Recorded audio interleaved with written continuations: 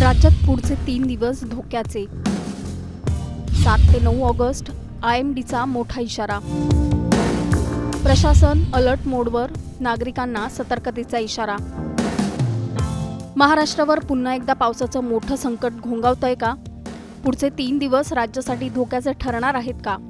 कुठे मुसळधार ते अतिमुसळधार पाऊस, कुठे विजांचा कडकडाट, तर कुठे ताशी 50 किलोमीटर वेगाने वारे. हवामान विभागाने आता राज्यासाठी गंभीर अंदाज वर्तवलाय. काही भागात पूरसदृश्य परिस्थिती निर्माण होण्याची शक्यता व्यक्त केली जाते, तर प्रशासनालाही सतर्कतेचा इशारा देण्यात आलाय.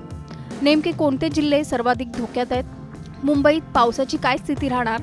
आणि 7, 8 आणि 9 ऑगस्ट या 3 दिवसात हवामानाचा नेमका अंदाज काय सांगतो, जाणून घेऊया या सविस्तर रिपोर्टमधून.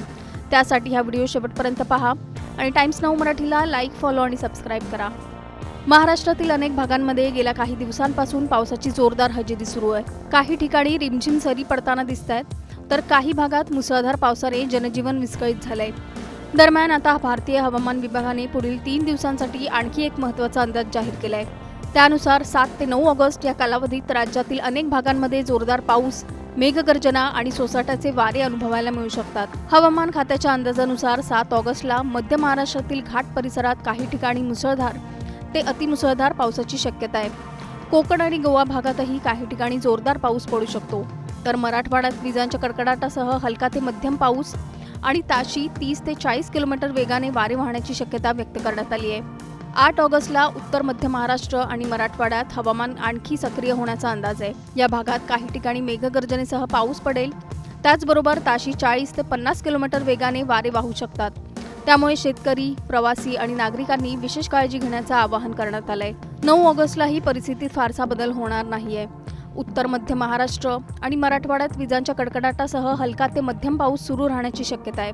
जोरदार वाऱ्यामुळे झाडे पडणे, वीज पुरवठा खंडित होणे आणि वाहतुकीवर परिणाम होण्याची शक्यता नाकारता येत नाही. दरम्यान मुंबई शहर आणि उपनगरांमध्ये आकाश ढगाळ राहण्याची शक्यता असून मध्यम स्वरूपाचा पाऊस पडू शकतो. मुंबईत कमाल तापमान सुमारे 30 अंश सेल्सिअस तर किमान तापमान 25 अंश सेल्सिअस राहण्याचा अंदाज आहे. त्यामुळे कार्यालयीन वेळेत नागरिकांनी पावसाची तयारी ठेवण्याचा सल्ला देण्यात आलाय. हवामान विभागाने नागरिकांना विनाकारण नदी, नाले किंवा धबधब्यांच्या परिसरात जाणं टाळण्याचा सल्ला दिलाय. तसंच विजांचा कडकडाट सुरू असताना मोकळ्या जागेत न थांबण्याचे आणि स्थानिक प्रशासनाच्या सूचनांचे पालन करण्याचे आवाहन करण्यात आलंय. तर 7 ते 9 ऑगस्ट हे 3 दिवस महाराष्ट्रासाठी किती आव्हानात्मक ठरणार? कोणत्या जिल्ह्यांमध्ये पावसाचा सर्वाधिक फटका बसणार?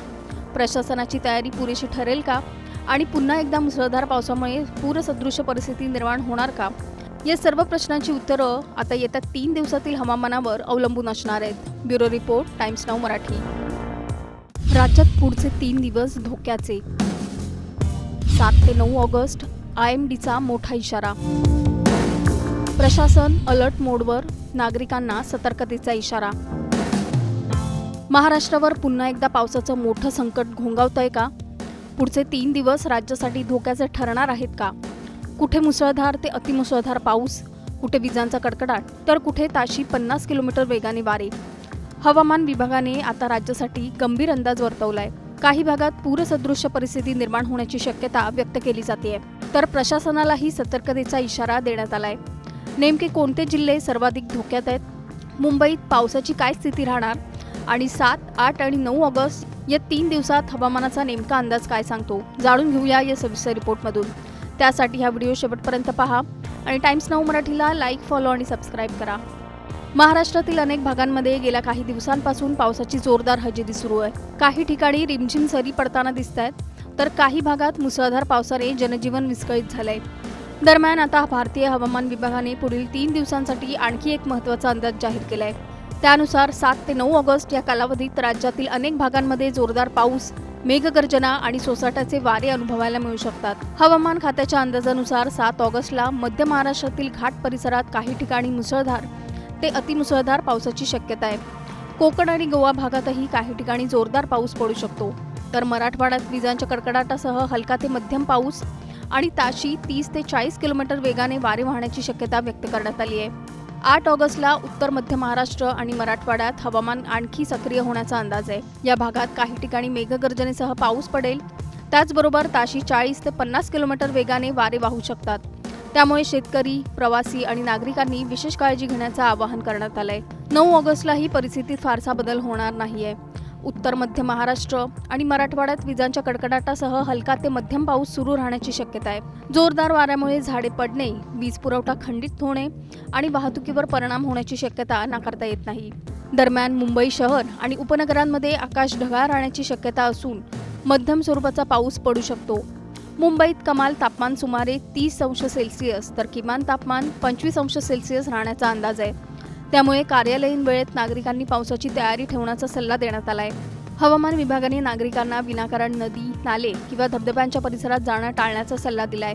तसंच विजांचा कडकडाट सुरू असताना मोकळ्या जागेत न थांबण्याचे आणि स्थानिक प्रशासनाच्या सूचनांचे पालन करण्याचे आवाहन करण्यात आलंय. तर 7 ते 9 ऑगस्ट हे 3 दिवस महाराष्ट्रासाठी किती आव्हानात्मक ठरणार? कोणत्या जिल्ह्यांमध्ये पावसाचा सर्वाधिक फटका बसणार? प्रशासनाची तयारी पुरेशी ठरेल का? आणि पुन्हा एकदा मुसळधार पावसामुळे पूरसदृश परिस्थिती निर्माण होणार का? या सर्व प्रश्नांची उत्तरं आता येत्या 3 दिवसातील हवामानावर अवलंबून असणार आहेत. Bureau report, times now Marathi.